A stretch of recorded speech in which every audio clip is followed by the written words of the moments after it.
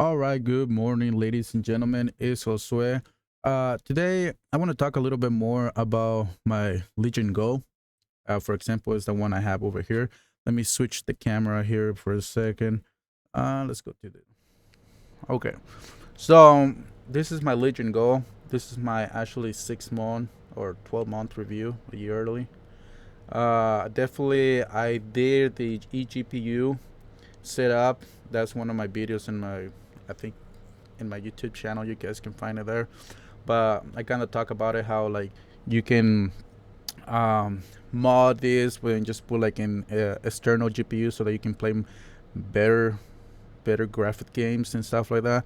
But lately, I've been not using that just because I rather play some of those high demand games in my and actually computer and stuff like that.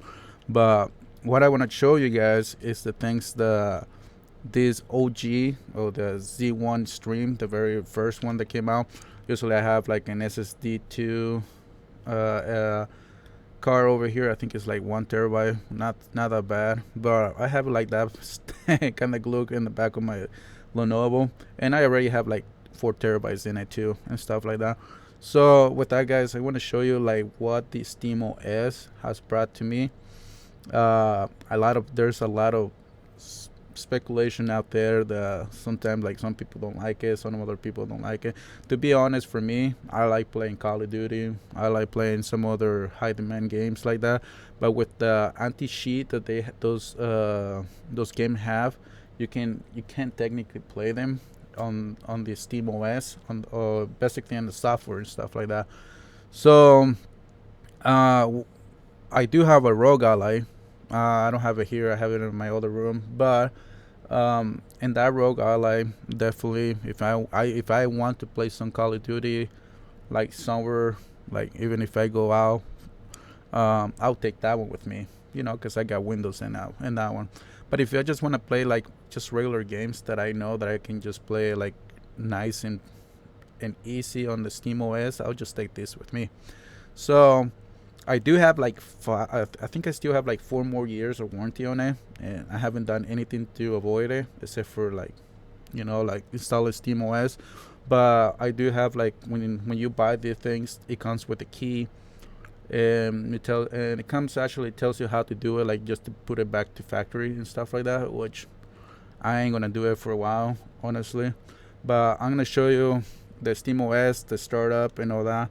I did it like a month ago when it was the beta. Now I think it's the full release and stuff like that.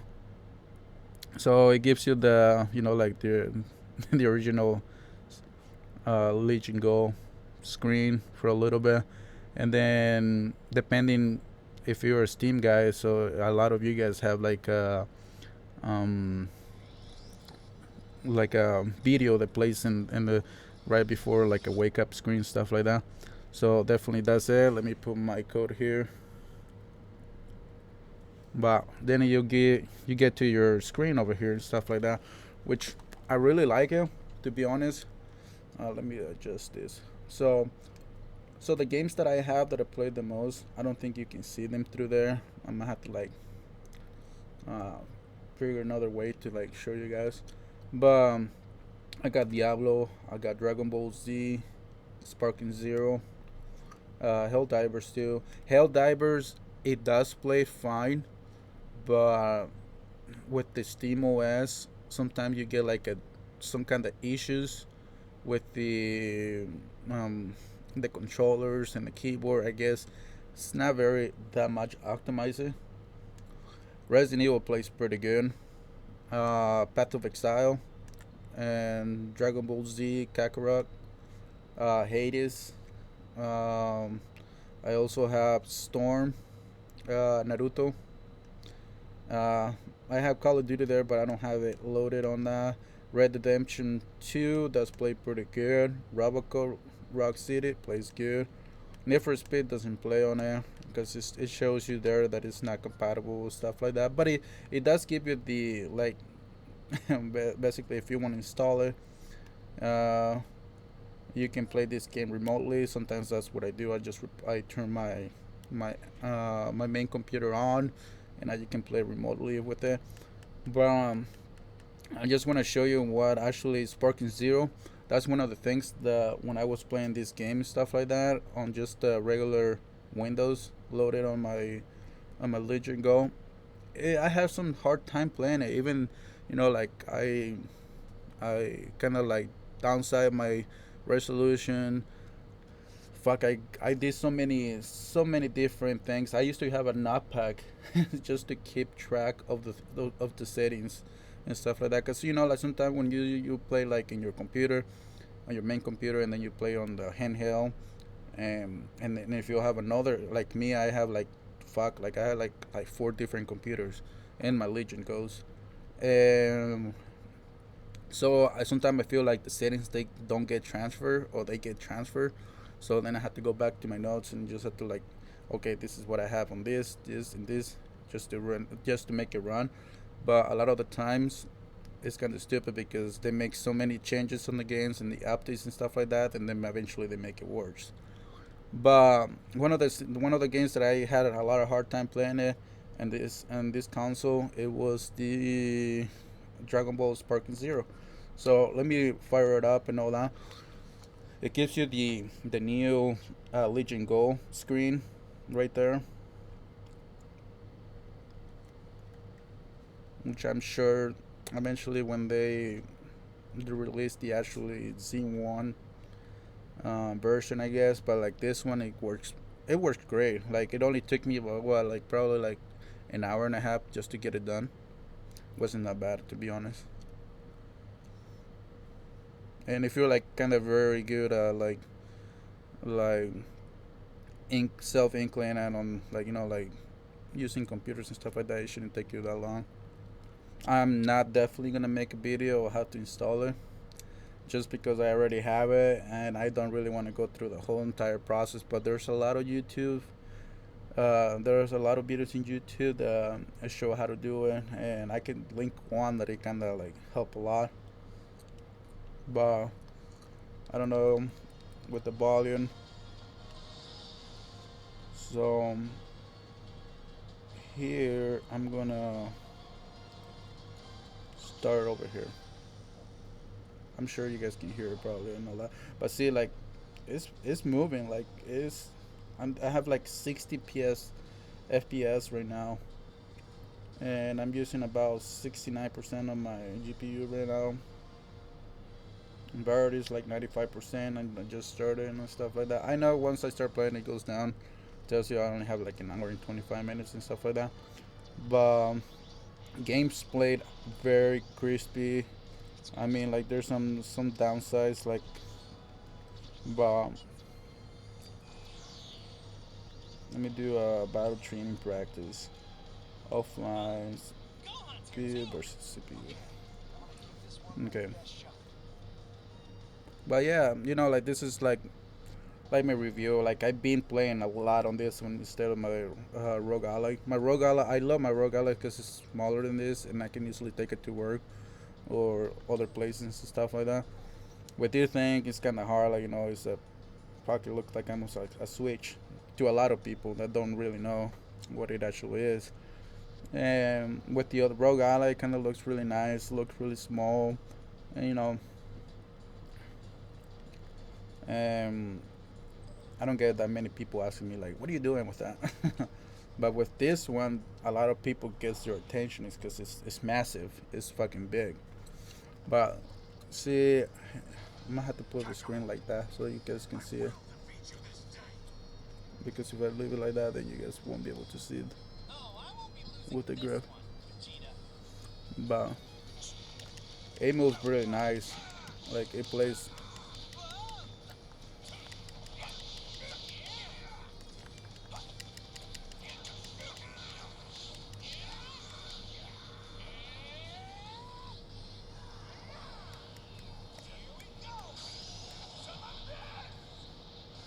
So yeah, it plays pretty good.